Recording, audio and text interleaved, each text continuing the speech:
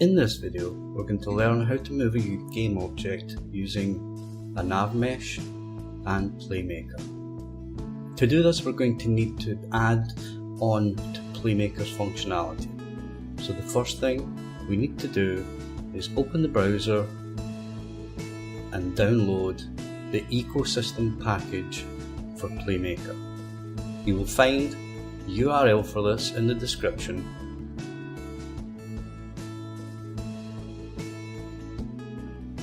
Once we have opened the browser, we download the ecosystem package. This is highlighted in the video.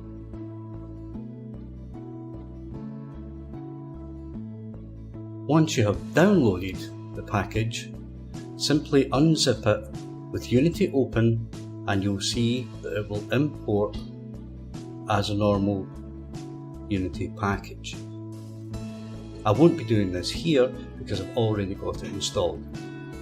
But once you have done that, go back to Unity, go to the Playmaker menu and the add-ons, and you will see the ecosystem. Open that up and you will see a browser. Now this may look different to yours because you may have a welcome screen. But in this example, in the top bar, we type in path and then click search.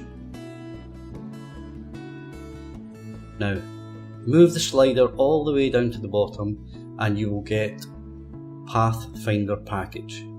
Again, yours will look slightly different to this because mine is already downloaded.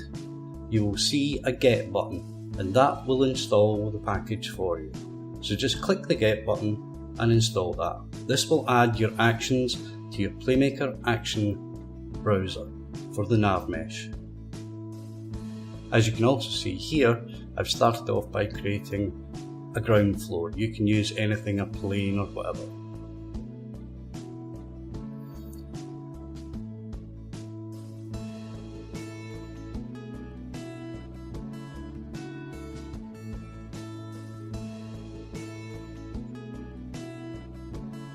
As you can see, I've used top-down dungeons for this particular example.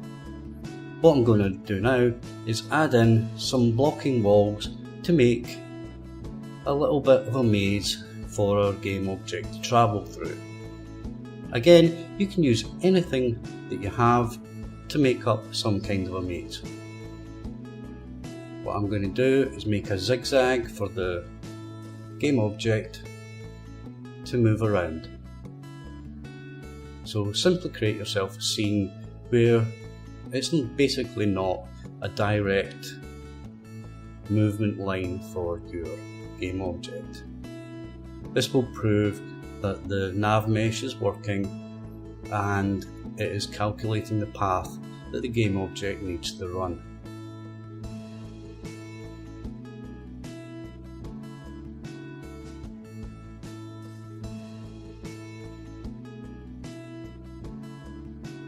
So what I'm doing here is creating blocking walls. Once we've created the blocking walls, we will simply be creating the NavMesh around that. So we're simply going to get our wall and duplicate it,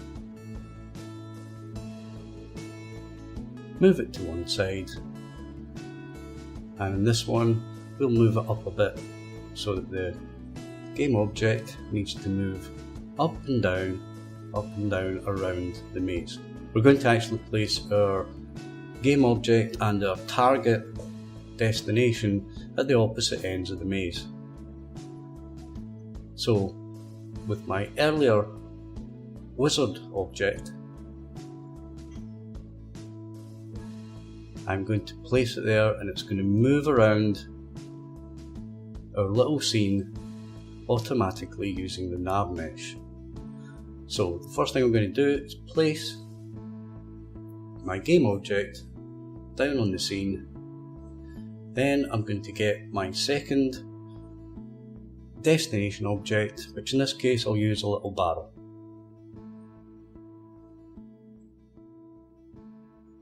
So what we're hoping to do is for our game object to move through the scene, up and down through the scene to the barrel. Once we've created our scene, we now go to the navigation window and we're going to now bake our navigation mesh.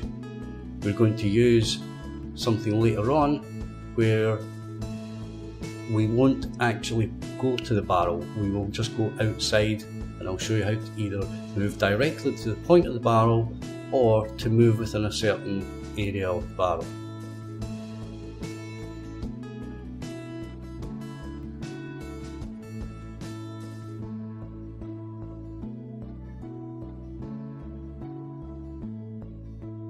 So now we click the bake, and there you can see in blue is our navigation mesh.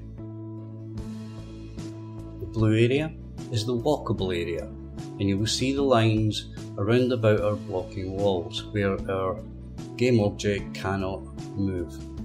Everything else is walkable for our game object. You'll also notice round about the barrel is grayed off area as well. So our game object won't actually be able to move into this area. So in effect, our game object will move up and down around the blocking walls and go as close to the barrel as it can, and then stop. Now, to make this now happen, we are going to select our wizard and add a component, and that's going to be a Playmaker component. But first, we need to add a NavMesh agent. Without this, your controller cannot access the NavMesh. So first of all, we add the NavMesh agent. I have left the settings as they are, they work fine in this example, so you don't need to change anything. Next, we will add our Playmaker component.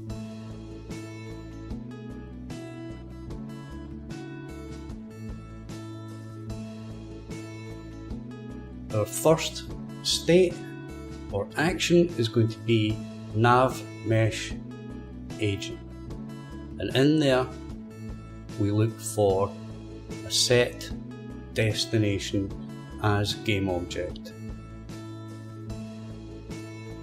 So that's going to be quite near the bottom.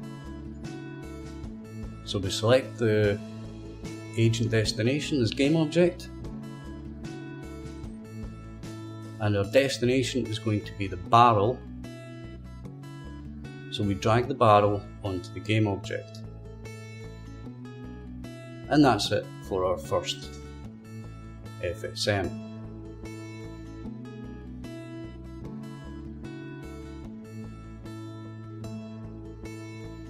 The next thing we're going to do is create a second Playmaker FSM. Once again, the best thing to do here to keep things neat and tidy is to tell the FSM what it is. So in this case we'll call it set destination. So we're going to add our second component now.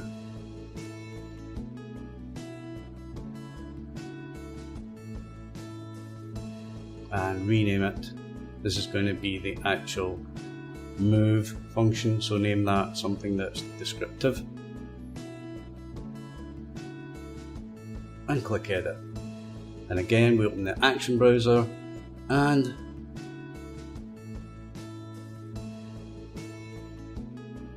we add agent move.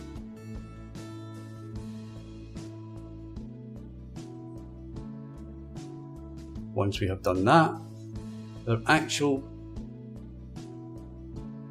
little function is complete. You can now see when we press play that our game object is moving around the blocking walls, through the scene and towards the barrel. Again, avoiding all the walls. And you'll notice from earlier when I mentioned that they won't move directly onto the barrel, even though that's the destination, because of the way we've set the barrel up in the mesh.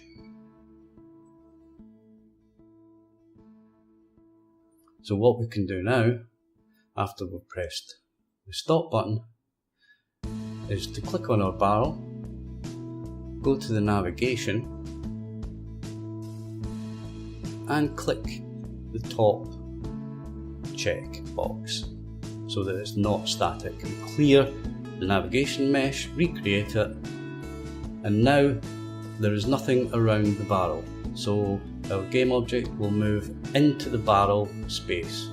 So if we click play again, this will show you basically the same thing, our game object moving through the scene, avoiding any blocking walls, etc. But this time our game object will move directly into the middle of the barrel. And that concludes this tutorial. If you enjoyed it, found it helpful at all, like and subscribe. Thank you for watching.